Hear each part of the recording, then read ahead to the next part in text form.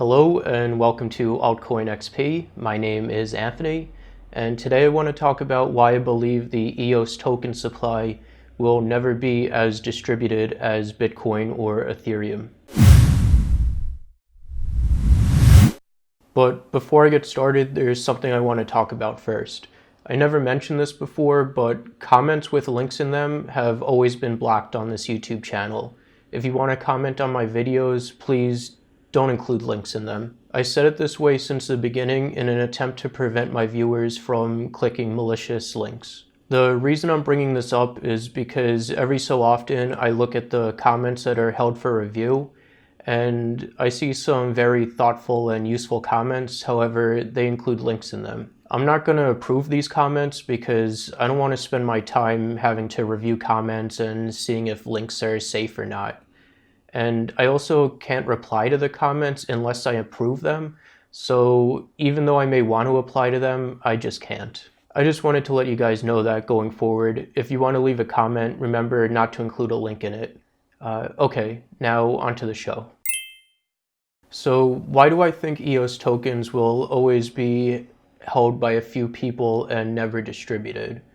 Well, like everything in my life, it's really complicated to explain. I guess I'll start with the beginning of my thought process. I was thinking about how EOS has no transaction fees, and I was concerned since fees are what prevent spam transactions from DDoSing a network. Through my research in that's when I learned that in order to develop on the EOS network, developers need to stake their own coins. The more coins they have at stake, then the more access they have to the EOS network resources. So if a developer holds, say, 1% of EOS coins, then they would have access to 1% of the total EOS bandwidth or computing power. Then I started thinking, well, that makes it harder for small developers who don't have the resources to access the EOS network in a way that their project demands to start developing on EOS. They would need to hold a bunch of EOS coins before they can even get started, which also means that there are fees.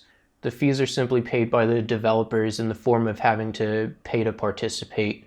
It's the users that are feeless, which may be a good thing for adoption, but that's a topic for another video. Anyway, I believe this is going to cause a lot of people to hodl their coins, especially organizations that already have access to a lot of money and plan to develop on the EOS network. They will buy and hold their EOS coins as capital for their future plans. Then I heard the idea that investors may be able to rent out their coins to developers, which brings even more buy and hold pressure to EOS because the investors are incentivized to hold their coins as they'll be making money off of the coins that they'll be renting out. And of course, the more coins they hold, the higher their rental profits will be. So really, there's little incentive for them to sell other than to take profits to support themselves and to buy stuff to survive. So both of these reasons, needing to buy and hold EOS coins to develop on the EOS network, and investors holding EOS coins so that they can rent them out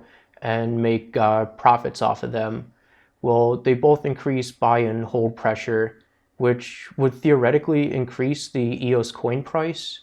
But in turn, it would make it even more expensive for small developers to get in as time goes on, as well as causing centralization of the coins, which is especially dangerous considering tokens are not only used to access the network, but they're also used to vote who's in charge of the network. Distributed coins are what distributes the network and keeps it from reaching centralized control. So unless I'm missing something, which is very possible, I do predict voting and token distribution being centralized for a very long time because of this. Now, this seems like a problem with proof of stake in general, but Ethereum does seem to have more of a chance of future token distribution simply because both developers and users need to spend their tokens to interact with the network. Also, the Ethereum tokens aren't used to vote in who's in charge of the network. If you stake your tokens on the Ethereum network, you are the one who's in charge of what transactions get approved. But on EOS, you can stake your tokens to vote who's going to be in charge, who's going to be the block producers,